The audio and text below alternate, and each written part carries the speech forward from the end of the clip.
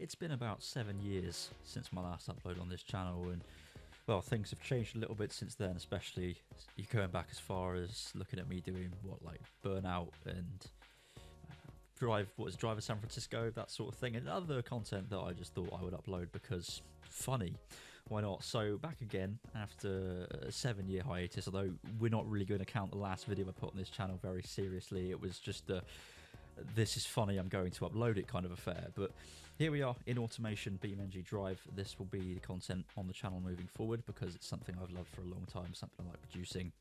So I thought let's share some car builds, their lore, and go into some lap times, that sort of thing with the rest of you guys, and hopefully it sticks, and hopefully I'm able to revive the channel somewhat. I know my Burnout 3 final race video did quite well. I think 89,000 views at the time of recording, so it'd be nice to step back into doing racing games and focus on something a little bit different, a little bit more slow paced than Burnout, although there's nothing to say certain cars you see built in this game won't be inspired by certain Burnout cars, for sure. That's always something I've wanted to do. So here is the Vélance V1 1975. It is essentially a what if, a big hypothetical what if the Bugatti Veyron was built in the 70s.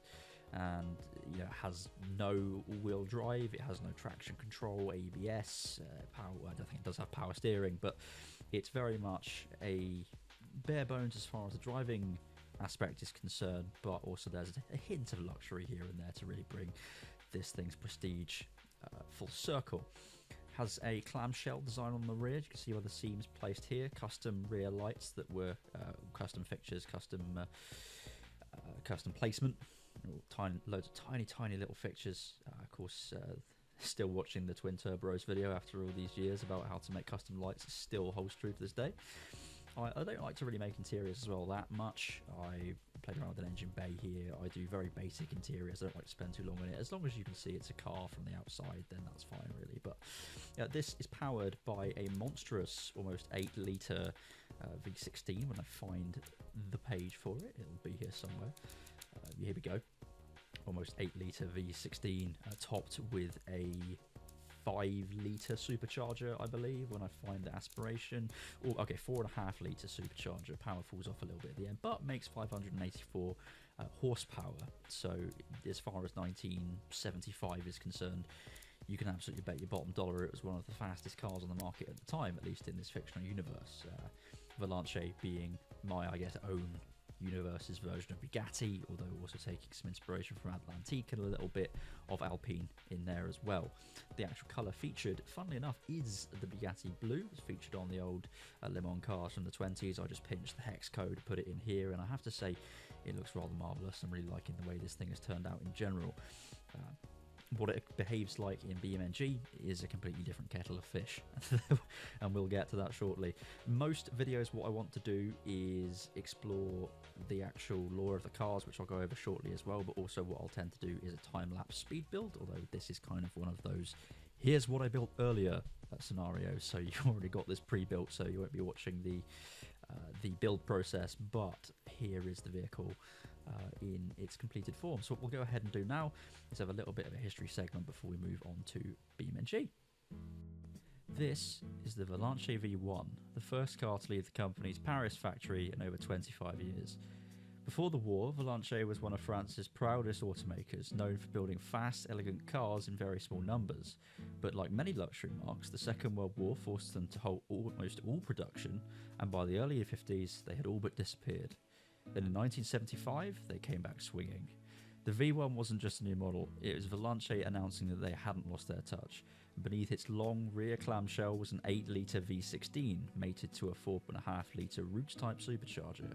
Combined, it made 584 horsepower in 1975, and a top speed of 214 miles an hour, making it the fastest production car in the world.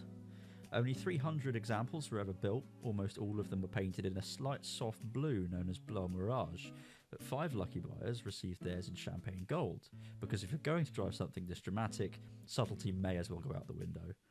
Of course, performance like that came with character. The V1 had a reputation for being tricky to drive. Owners complained of understeer in the way into corners, and then oversteer on the way out, which is another way of saying the car wasn't entirely sure what it wanted to do. When asked about this, Vélance famously said, If you have money enough to buy the V1, then you are clearly sensible enough to tame it, which is a very elegant way of saying good luck. Today, 2 V1s usually appear at the Goodwood Festival of Speed, where they continue to turn heads and occasionally try to spin themselves into the grass. And the Vélance V1 certainly isn't perfect, but it was bold, beautiful, and completely unafraid to push the limits. And in a world full of compromise, well, that still counts for a lot, doesn't it?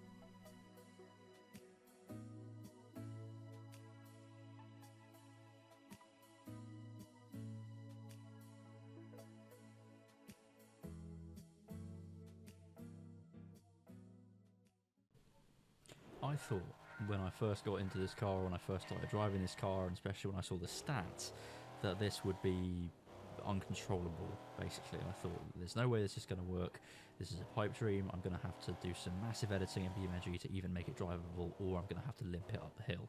As it turns out, it's actually very controllable, as you can see from footage here. At least I hope it translates, and I definitely could have gone maybe a second quicker over the course of the hill climb, but pretty happy with the performance. I mean, yeah, it does flop around a little bit. I had to tweak the front suspension to be a bit harder so the car doesn't terminally oversteer, and the car is actually quite predictable for something of its bulk. I guess it is quite heavy for a 70s supercar.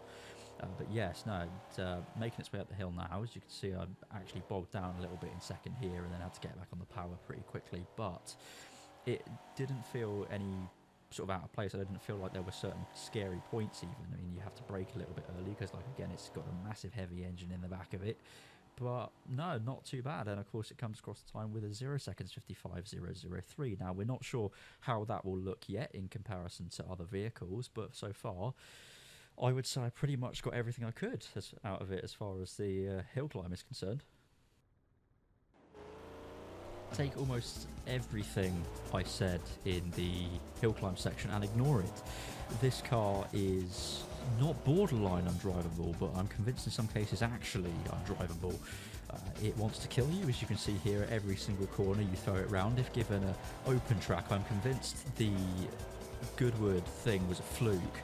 I really am after this. It took me more than 12 attempts to get a lap I was actually happy with, and you'll see as we progress through this one here just how much you can see off right in the car. A little bit of oversteer there, brake into here, now it's understeer, you know, almost I dip a wheel onto the grass but managed to bring it back just.